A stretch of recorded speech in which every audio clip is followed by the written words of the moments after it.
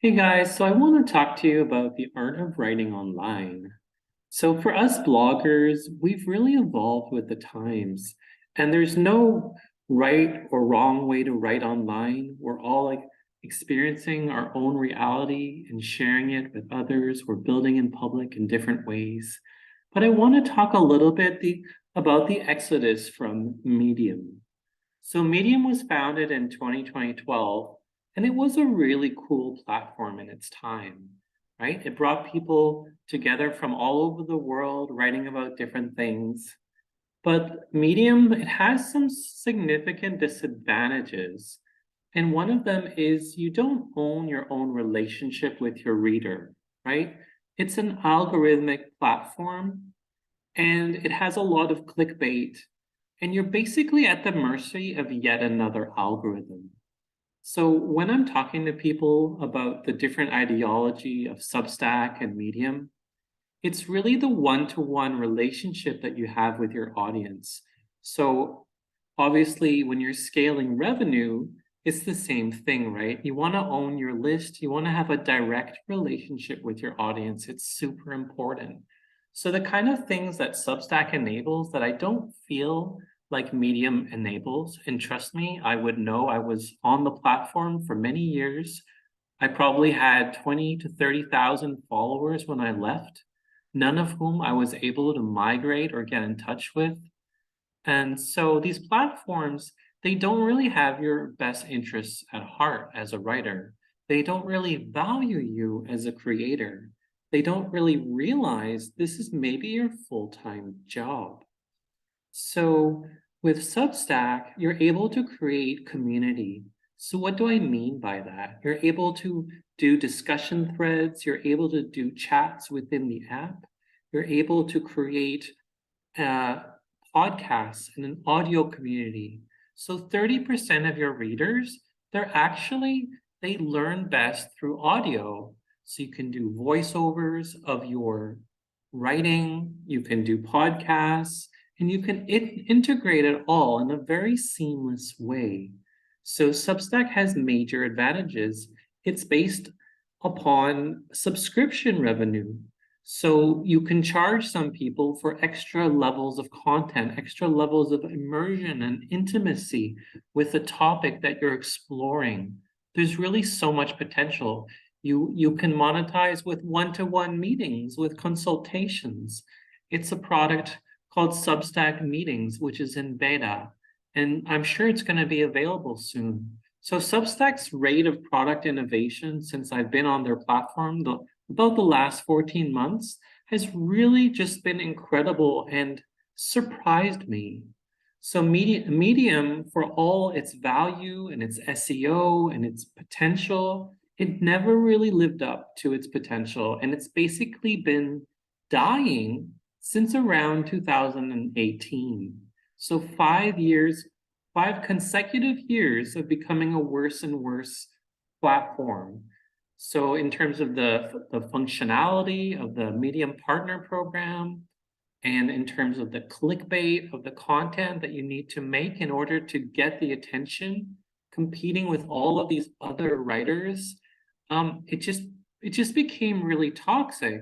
So a lot of the top writers on Medium, they went to Substack or Beehive or other places, and they're now some of the most successful people on those platforms. So Medium is great when you're just a new writer and you're not really confident. But if you want to make money or you want to build a community or you want your personal brand to be sustainable, I would recommend that you actually leave Medium and you try different things, right? Maybe you've tried Medium for a few months and you're not quite sure if it really resonates with you.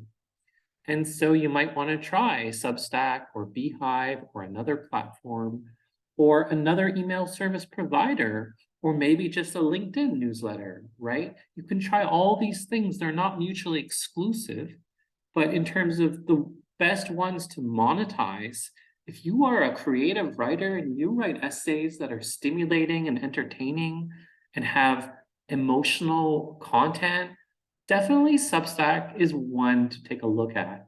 Substack is incredibly strong in the politics and certain kinds of community and speculation and anything a little bit controversial and interesting in terms of um, how the world is changing and how we're coping with it. Substack is really top notch.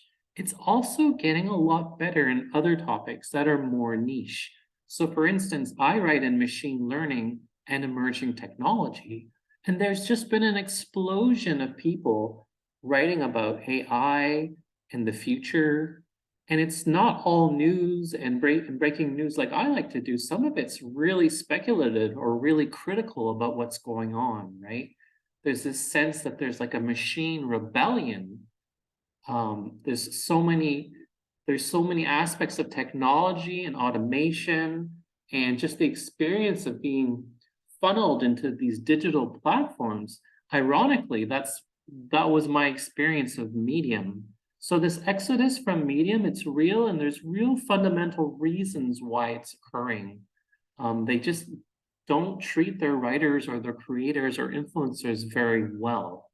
So there was a period where they were buying out different publications.